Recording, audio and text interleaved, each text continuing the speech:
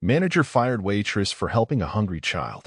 Moments later, the child's father, a general, walked in. The opulent dining room of the Gilded Spoon hummed with the muted clink of silverware and the low murmur of sophisticated conversations. Sunlight, filtered through grand arched windows, painted the polished tables in hues of gold, reflecting off crystal and silver, creating a dazzling, almost ethereal glow. The air, thick with the scent of fine cuisine and understated luxury, felt almost too heavy with its own refinement. General Kalen Thorne, seated discreetly at a corner table, a vantage point carefully chosen for its panoramic view of the room, watched with an almost surgical precision. His gaze, usually reserved for geopolitical strategies or intricate corporate mergers, for dissecting complex power dynamics or anticipating market shifts, was now fixed on the figure of manager Bartholomew Finch. Finch, a man whose meticulously gelled hair and starched uniform were as rigid as his adherence to company policy, stood like a preening peacock in the center of his domain. He was currently red-faced and gesticulating wildly, delivering a public dressing down to a young waitress. The general's eyes, however, held a deeper, almost imperceptible glint, a flicker of something akin to grim satisfaction. The game, he knew, was almost over. The final act, long anticipated and meticulously planned, was upon them.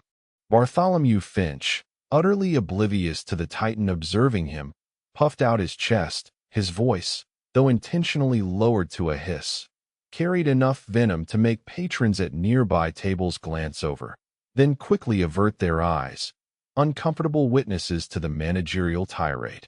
Insubordination, theft of company property, gross negligence. His words, sharp as shards of glass, seemed to pierce the refined atmosphere. The waitress, Alara, stood before him, her shoulders slumped, her thin frame seeming to shrink under the weight of Finch's accusations. Tears glistened in her eyes, reflecting the overhead chandeliers, as a single, half-eaten sandwich lay on a discarded napkin beside her, a pathetic, incriminating piece of evidence. Do you have any idea the precedent this sets, Alara? Giving away our food to vagrants? This is a high-class establishment, not a soup kitchen. His disdain for the word vagrants was palpable, as if the mere utterance of it sullied his pristine domain. A faint, almost imperceptible smile played on General Thorne's lips. It was a smile devoid of humor, laced instead with a profound sense of irony and a grim satisfaction. Finch, in his arrogant blindness, was accelerating his own downfall, meticulously digging his own grave with every self-righteous syllable. The man believed he was upholding order, ensuring profit, protecting the sanctity of his corporate temple. He had no idea he was merely playing a pre-written part in a much grander, far more consequential drama. A drama orchestrated by a man who saw beyond profit margins, into the very soul of humanity. Thorne's hand moved, ever so subtly, towards the small, custom-made device in his jacket pocket, a discreet recorder that had captured every damning moment. The recording, he knew, was flawless. Every cruel word, every tear shed, every act of callous disregard, captured for posterity. The stage was set. The curtain was about to rise on a revelation that would shatter Finch's carefully constructed world and illuminate the quiet virtue of a struggling waitress. The general felt a peculiar mix of anticipation and weary resignation. He had seen this play out many times before, in various forms, in different settings. Yet, each time, the raw, unfiltered display of human character, both the magnificent and the monstrous, never ceased to astound him. The time for the grand unveiling was now. General Kalen Thorne was not merely a general. He was a titan. His military career had been a kaleidoscope of valor, strategic brilliance, and an unwavering commitment to principle. From the desolate sands of desert conflicts to the icy peaks of contested borders, he had faced impossible odds, not just surviving, but forging victory from the jaws of defeat. He had led divisions, advised presidents on matters of national security, and navigated the treacherous currents of international diplomacy, his mind a labyrinth of foresight and tactical genius. Upon his retirement, a vast business empire built by generations of thorns, a legacy stretching back to the Industrial Revolution, had been laid at his feet. Kalen, with the same strategic acumen he applied to warfare, had not just maintained it, but expanded it exponentially, diversifying into tech, sustainable energy, and luxury hospitality. His wealth was immeasurable, his influence global, reaching into every corner of commerce and politics. Yet, paradoxically, with every soaring quarterly report and every successful hostile takeover, a profound disillusionment gnawed at his soul. The corporate world, he discovered, was a battlefield far more insidious than any he had ever commanded. There were no clear lines of engagement, no defined enemies, only a relentless, often invisible, struggle for dominance. It was a realm where empathy was deemed a weakness, integrity a negotiable commodity, and human connection a liability. He saw executives, sharp-suited and smiling, ruthlessly cut jobs to boost stock prices, then retreat to their gilded towers, deaf to the cries of the displaced, blind to the human cost of their balance sheets. He witnessed marketing campaigns that preyed on insecurity, financial schemes that built fortunes on the desperation of others, polluting the very air with their greed. The cold, calculating pursuit of profit had, in his eyes, become a cancerous growth, metastasizing throughout society, eroding the very fabric of human decency. The world, he lamented, was becoming a marketplace of souls, where kindness was a vulnerability and compassion an inefficiency, a drain on resources. He saw a chilling conformity, a collective pursuit of material gain that suffocated genuine human spirit. His military training had taught him to assess character under extreme duress, in the crucible of combat, where life and death hung in the balance, in the face of impossible odds. But what about civilian life? What about the mundane, everyday interactions that truly defined a society, the quiet moments when no grand stakes were visible? He found himself increasingly troubled by the veneer of politeness that often masked a chilling indifference. People were quick to offer empty platitudes, to participate in performative acts of charity, posting their virtue online, but rarely did he observe genuine, unprompted kindness, particularly towards those who had nothing to offer in return, those who occupied the lower echelons of society.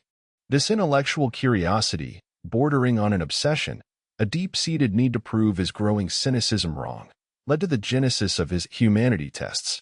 Kalen believed that true character was revealed not in grand gestures, not in philanthropic donations made for public acclaim, but in small, unnoticed acts of selflessness. It was in the quiet decision to help someone without expectation of reward, to offer a hand when no one was watching, when no cameras were rolling. He would devise elaborate scenarios, dispatching his own children, disguised and coached, or carefully selected actors, into various establishments, from high-end boutiques to bustling diners, from public parks to exclusive clubs. They would feign distress, hunger, or misfortune, observing how people reacted. His goal was not to punish, but to understand, to find pockets of genuine goodness in a world he feared was losing its soul. He wanted to prove to himself that his cynicism, though well-founded, was not absolute. He needed to find the rare diamonds amidst the endless coal, to find evidence that the inherent goodness he believed in still existed. For this particular test, the Gilded Spoon had been chosen with meticulous care. It was a flagship restaurant in a high-end chain, one of the more recent acquisitions of his sprawling empire, though this fact was meticulously shielded from the general public and, certainly, from its mid-level management. It presented the perfect microcosm, an environment where appearances were paramount, where corporate policy was king, and where the potential for a clash between rigid rules and raw human need was exceptionally high. The manager, Bartholomew Finch, had already been flagged in Kalen's preliminary assessments.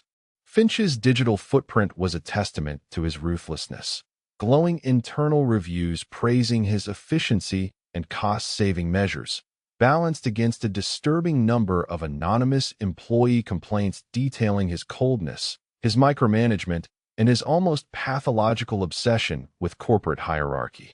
Finch had reportedly fired a veteran server for daring to offer a complimentary dessert to a genuinely upset customer, citing unauthorized use of inventory. He had once reprimanded a dishwasher for wasting water by rinsing plates too thoroughly, and had even installed motion sensor lights in the staff restrooms to optimize energy consumption, often plunging employees into darkness mid-use. This was precisely the kind of individual Kalen sought to test, a perfect embodiment of the profit-driven callousness he so despised, a man whose ambition had clearly eclipsed his humanity. His daughter, Lyra, a spirited and intelligent 7-year-old, was the ideal catalyst. She possessed an innate ability to evoke empathy, a disarming innocence that would make any refusal of help all the more stark, the cruelty magnified by her tender age. Kalen had spent weeks coaching her, not in acting, for her natural authenticity was enough, but in the art of quiet observation. She was to appear disheveled, perhaps a bit tear-stained, definitely hungry.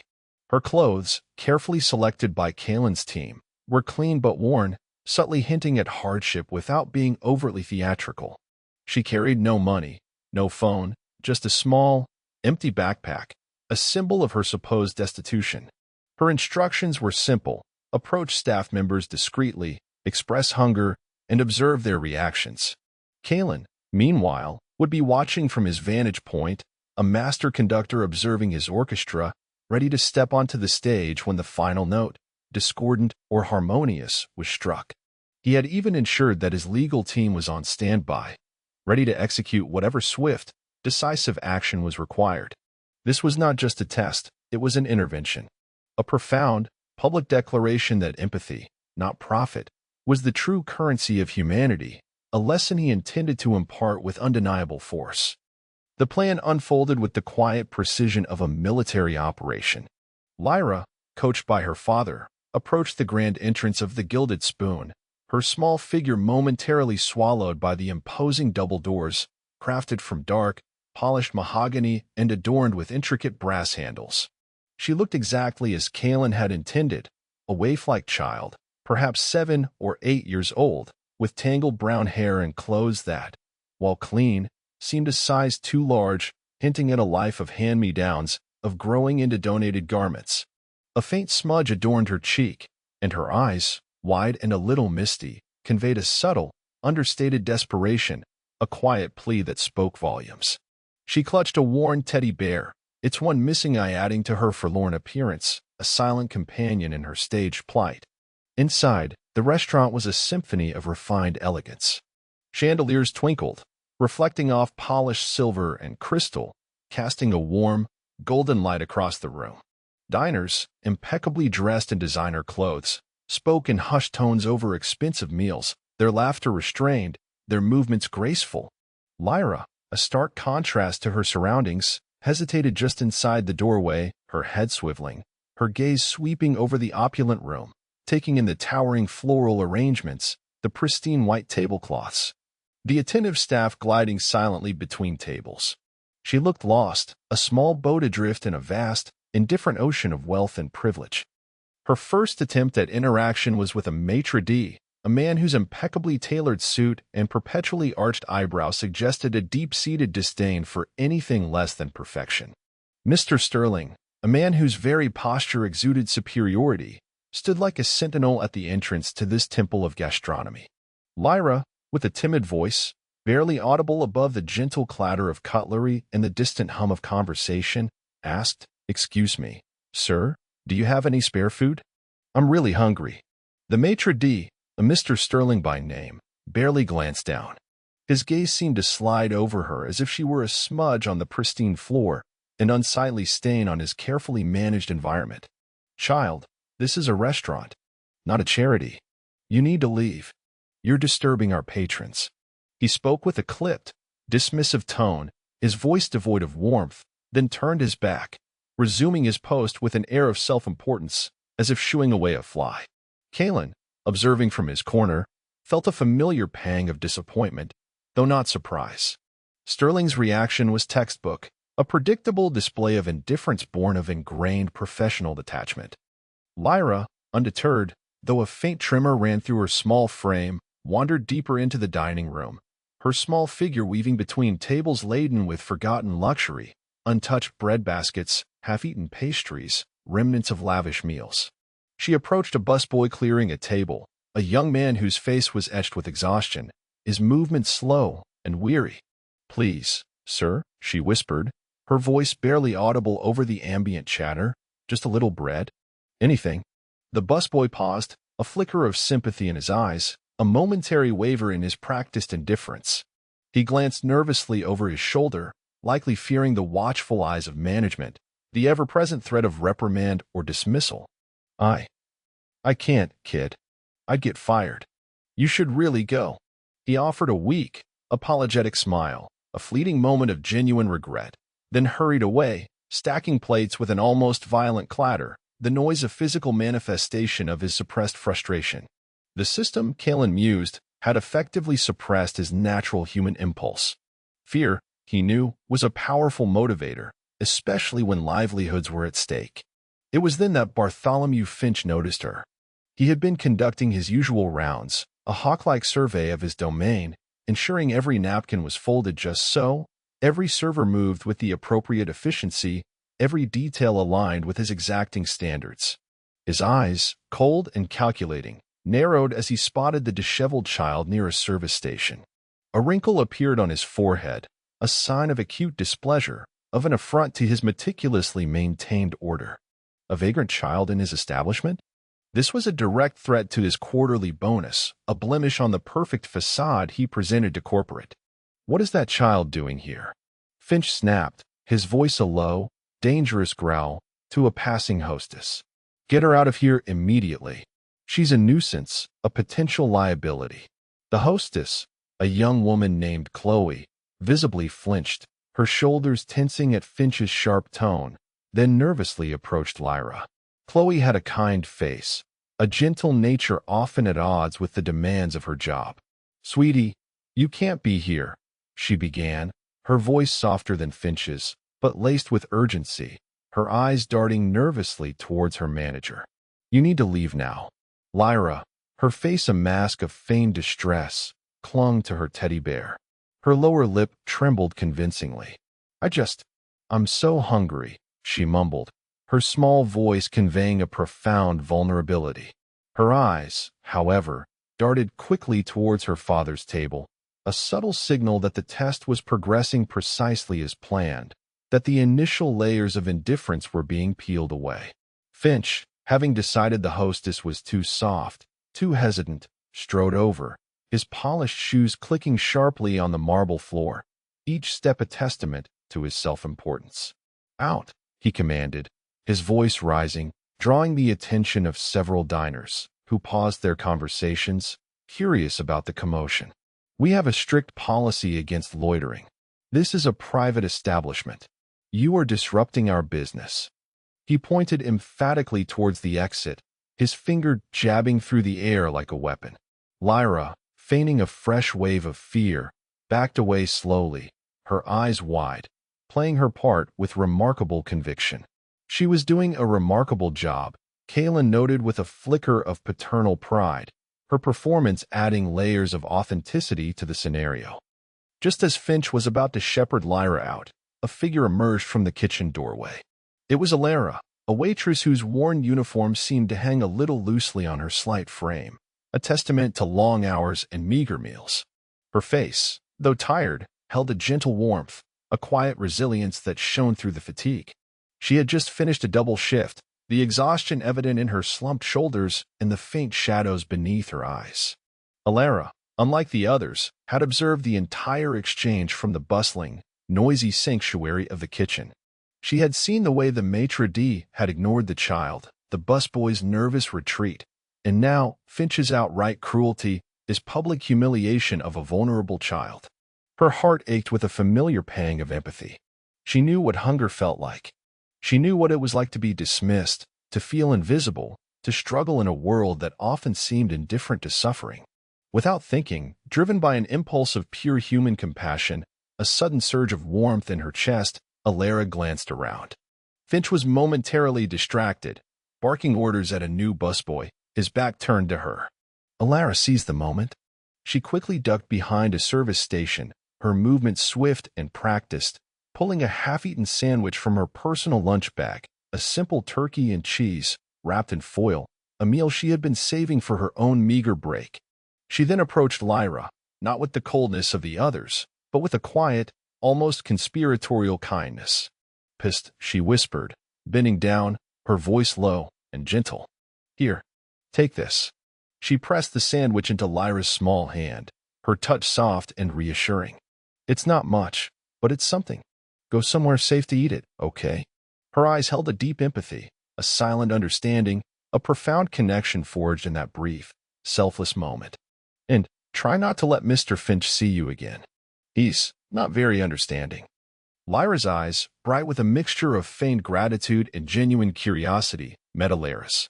She nodded, clutching the sandwich as if it were a priceless treasure, a lifeline in a sea of indifference. "Thank you," she whispered, her voice thick with emotion. She truly was grateful, not for the food, but for the unexpected kindness, the rare spark of humanity amidst the cold indifference. Kalen Thorne, from his distant table, had witnessed the entire interaction, every subtle gesture, every nuanced expression. His heart, which had grown accustomed to the chill of corporate indifference, felt a surprising warmth, a stirring of profound hope. Alara. Her name, he now knew from his discreet surveillance, matched the file he had on her, a struggling single mother, working 2 jobs to put her younger sister through college, constantly on the brink of financial collapse, yet, despite her own hardship, she had offered what little she had, her only meal. This was the character he sought, the unwavering goodness that shone brightest in the darkest corners, the true measure of a human being. But the moment of quiet triumph was fleeting. Bartholomew Finch, ever vigilant, ever tyrannical, had turned back, his ear catching the soft murmur of their exchange. His hawk-like gaze, sweeping across the dining room, landed on Alara, her hand still extended towards the retreating child.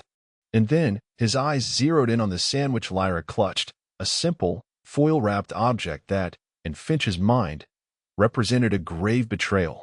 A vein throbbed in Finch's temple. His face, already prone to redness, flushed a dangerous crimson, a precursor to his imminent explosion of fury. "Alara," he roared, his voice echoing through the elegant dining room, causing several patrons to jump and conversations to halt abruptly. What in the name of all that is sacred was that?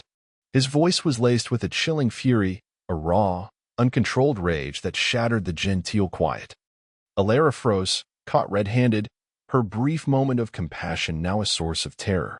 Her shoulders slumped even further, a premonition of doom washing over her. "Mr. Finch, I was just..."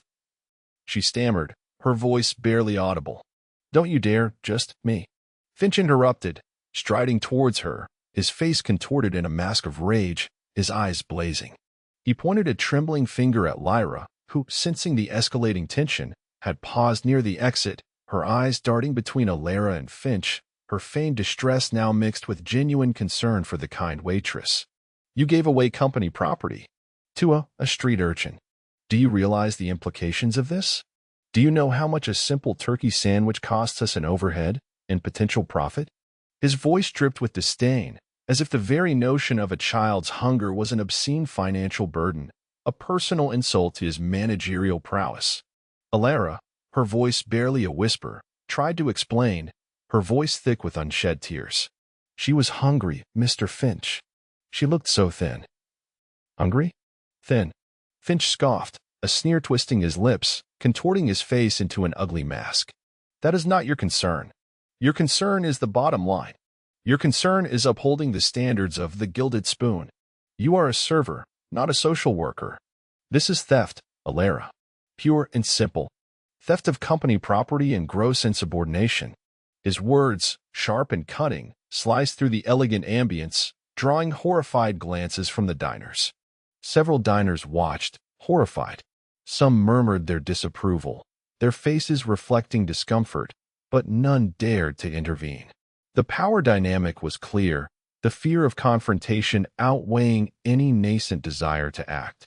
Finch, emboldened by the silence of the room, by the clear deference of his employees, continued his public humiliation, reveling in the power of his position. "You think you can just give away our resources? You think your sentimental nonsense is more important than corporate policy? This is precisely why we have rules, Alara. to prevent bleeding heart, naive individuals like you from undermining our entire operation." He leaned in close, his voice dropping to a vicious hiss, his words meant to wound, to crush. "You are a disgrace to this establishment. You are fired, Alara. Effective immediately. Get out. Now." He pointed a trembling finger towards the staff exit, a gesture of absolute dismissal, a final, crushing blow. Alara's eyes welled up, hot tears streaming down her cheeks, blurring her vision. Her body shook uncontrollably with a mixture of humiliation, despair, and a raw sense of injustice. Fired. She had just lost her job, all for a simple act of human kindness, for daring to extend compassion where none was expected. The college fund for her sister, the rent, the basic necessities, all of it now hung precariously in the balance, a terrifying void opening before her. She clutched her personal bag, her gaze momentarily meeting Lyra's, who, still holding the sandwich, now looked genuinely distressed, no longer feigning, a tear tracing a path down her own small cheek.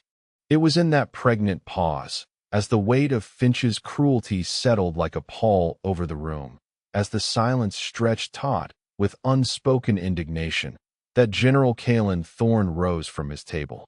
His movement was slow, deliberate, each step echoing with an unspoken authority, a quiet power that seemed to command the very air. He had witnessed enough.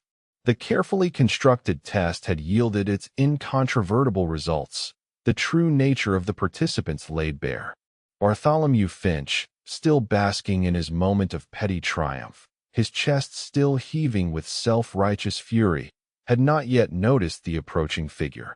His back was to Kalen, his attention fixed on Alara's retreating form, determined to extract every last ounce of humiliation.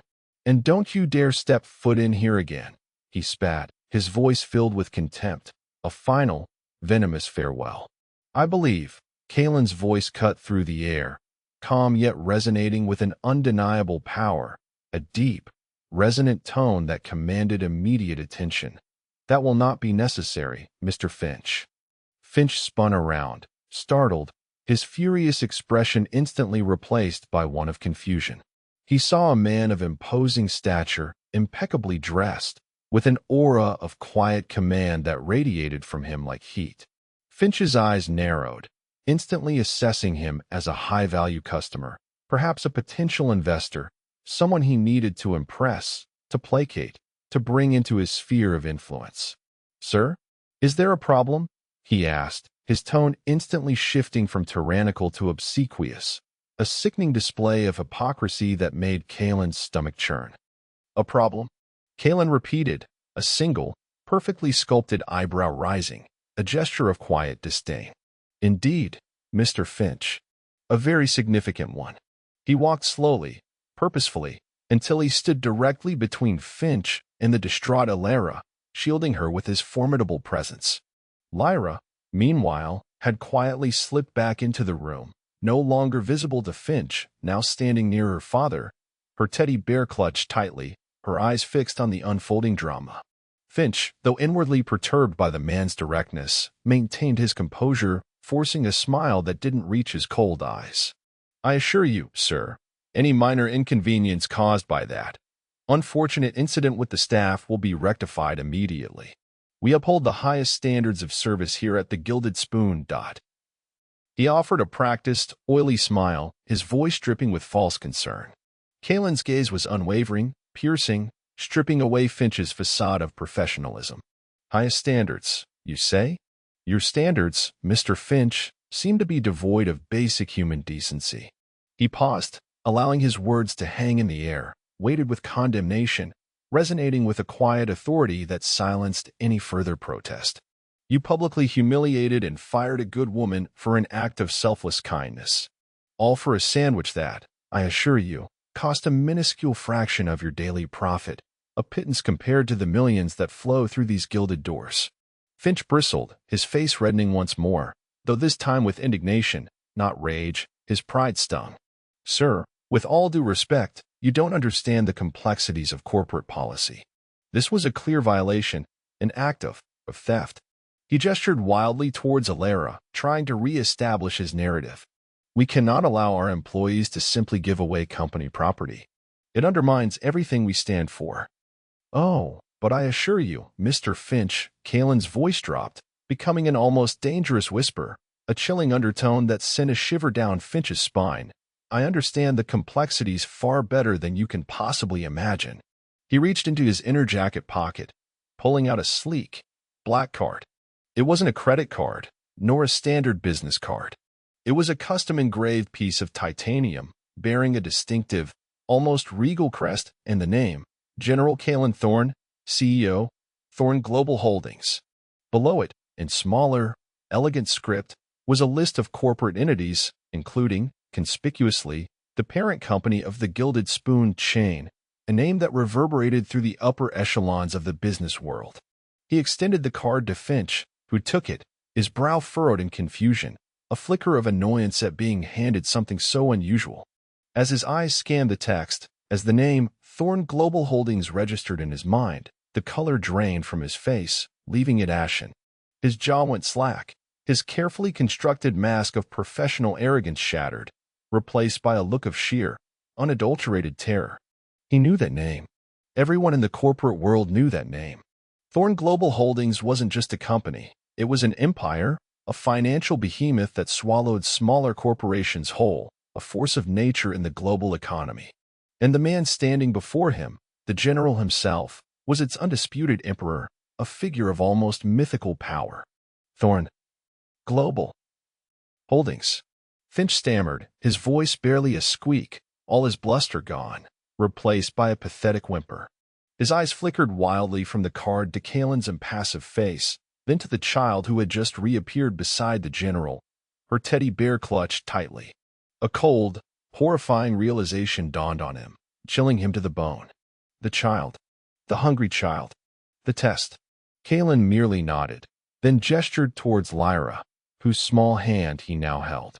This is my daughter, Lyra. She was conducting a simple humanity test on my behalf. A test, Mr. Finch, which you have failed spectacularly. The entire dining room, which had been buzzing with renewed whispers, now fell into an almost absolute silence. The revelation hung heavy in the air, a shockwave rippling through every patron and staff member present. Alara, watching the scene unfold, felt her knees buckle, her mind struggling to comprehend the impossible. Lyra, her job, her life, it had all been a test? And the man standing there, the man who had just revealed himself as a global magnate, was Lyra's father? The absurdity, the sheer scale of it, was almost too much to comprehend. Finch, pale and trembling, tried to speak, but no words came, only a choked gurgle. His world, in an instant, had been irrevocably turned upside down, his carefully constructed reality shattered into 1,000 pieces. The revelation hit Bartholomew Finch like a physical blow, a concussive force that stole his breath. His carefully constructed world, built on rules, policies, and ruthless ambition, crumbled before his eyes, reduced to dust. He stood there, the titanium business card still clutched in his trembling hand, his face a grotesque mask of disbelief and dawning horror, a rictus of terror. The man he had just condescended to, the man whose innocent daughter he had dismissed as a vagrant, was not just a powerful customer, but the very apex predator of the corporate world, the owner of the entire chain, his ultimate superior. General Thorne, sir? I don't understand. Finch stammered, his voice thin and reedy, devoid of its earlier bluster, reduced to a desperate plea. He tried to force a smile, a pathetic attempt to salvage the situation, but it died on his lips, a grotesque, unnatural contortion. This is a misunderstanding. A prank, perhaps. His mind desperately searched for any escape, any explanation, however ludicrous. Kalen Thorne's eyes, usually sharp and analytical, now held a cold, unwavering judgment, a steely gaze that saw straight through Finch's pathetic attempts at denial. There is no misunderstanding, Mr. Finch. Every word you uttered, every callous action you took, was observed and recorded. Your complete and utter lack of empathy, your slavish devotion to profit over principle, your willingness to crush a deserving individual for the most trivial of reasons, it has all been laid bare. He gestured to a discreetly placed camera in the ceiling, previously unnoticed, its small lens a silent witness. Finch's eyes followed his gaze, and a new wave of nausea washed over him, a cold dread seizing his gut. The recordings, the irrefutable proof of his cruelty, of his professional and moral failings. As of this moment, Mr. Finch, Kalen continued, his voice calm, yet carrying the weight of ultimate authority, a pronouncement of immutable law. You are no longer employed by the Gilded Spoon or any entity within Thorn Global Holdings. Your termination is effective immediately. Finch gasped, a strangled sound, his eyes wide with panic. No, General, please. I've dedicated my life to this company. I can explain. It was just policy, corporate guidelines. He desperately tried to cling to his crumbling defense, to justify his actions with the very rules he had so zealously upheld. Policy does not supersede humanity, Mr. Finch, Kalen countered, his voice like steel, unyielding and absolute. You have consistently prioritized the former at the expense of the latter. Your severance package, should you be entitled to one, will be minimal, reflecting your gross misconduct. Furthermore, be advised that your actions today, and a review of your past disciplinary records, will ensure that your career in the hospitality industry, and indeed, any industry requiring a modicum of human interaction, is effectively over. The full weight of his statement crashed down on Finch. His entire professional life, his meticulously crafted ambition, his future, all of it was being stripped away, irrevocably, in a matter of seconds. He stumbled back, clutching at the edge of a table for support, his face ashen, his body trembling uncontrollably. He was not just fired. He was professionally obliterated, his name tainted, his reputation ruined beyond repair. Then Kalen turned his gaze to Alara, who stood frozen, still trying to process the surreal unfolding of events. Her mind, reeling from the immediate shock of being fired, was now trying to grasp the magnitude of the man standing before her, the impossible turn of fate. Alara, Kalen said, his voice softening considerably, a stark contrast to the severity he had just directed at Finch, a warmth entering his tone. Your act of kindness, your selfless decision to offer what little you had to a child you believed to be in need, was witnessed. It was a beacon of light in an otherwise disheartening display of indifference and cruelty. He extended his hand, not in a handshake, but in a gesture of profound respect, of genuine admiration. For your unwavering compassion, for your true understanding of what it means to be human, I want to personally offer you a new path.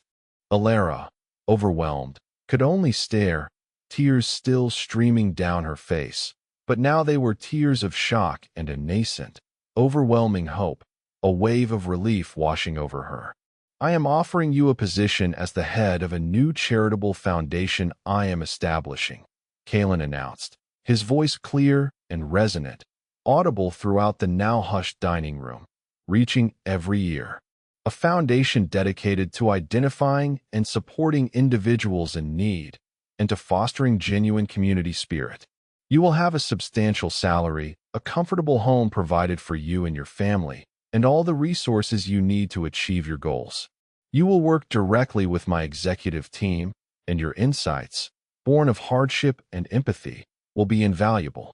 Alara gasped, a choked sob escaping her lips, her hand rising to cover her mouth in disbelief. A new foundation? A substantial salary? A home? It was more than she could ever have dreamed, more than she had dared to hope for in her wildest fantasies. Her sister's education, her own crushing debt, the endless struggle, all of it, in a single moment, evaporated, replaced by an unimaginable future.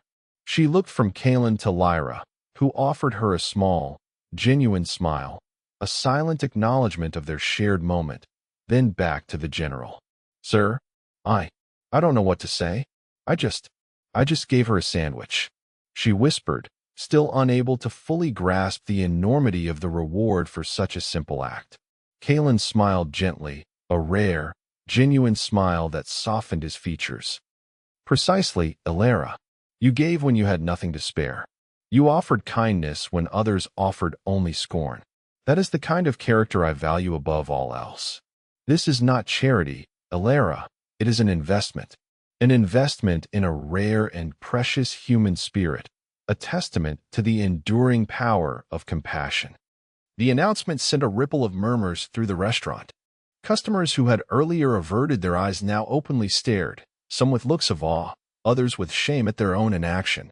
Finch, meanwhile, had sunk into a chair, his face buried in his hands, his career and reputation in tatters, the proud manager now a broken man, brought down not by a corporate rival, but by his own profound lack of humanity, by the very coldness he had embraced.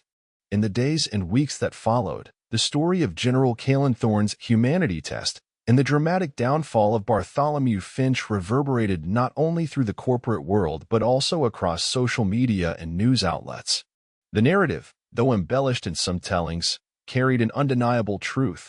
The powerful had been humbled, and the virtuous had been elevated. It became a cautionary tale and an inspiring beacon.